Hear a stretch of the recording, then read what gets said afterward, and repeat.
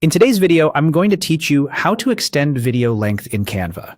By the end, you'll know exactly where to look, what to click, and how to make your video stay on screen longer without overcomplicating your workflow. First, let's get oriented.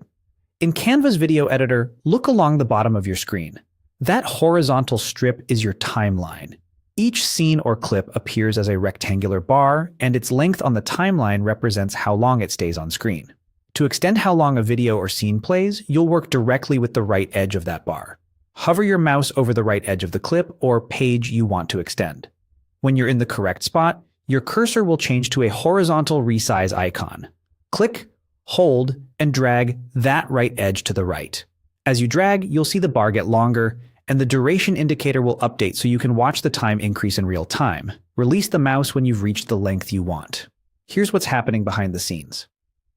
If you're extending a static page, like a scene with text or graphics, dragging to the right simply adds more on-screen time for that content. This is perfect for giving viewers time to read a headline, appreciate an image, or absorb a key message. If you're working with an actual video clip, dragging to the right reveals more of the source footage if you had previously trimmed it.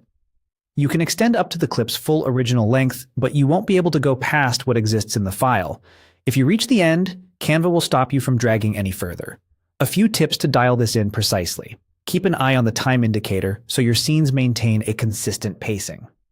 After extending, press play to preview how the new timing feels, especially if you have captions or on-screen elements that people need time to read. If you're coordinating with background music or a voiceover, listen once through to make sure your extended scene still lands on the beats you care about. If your design has multiple scenes, remember that each scene is its own bar on the timeline. Extend only the one you've selected, so you stay in control of pacing across your whole project. That's all there is to it. Drag the right edge on the bottom timeline to make your video or scene longer, preview the result, and fine-tune the duration until it feels just right.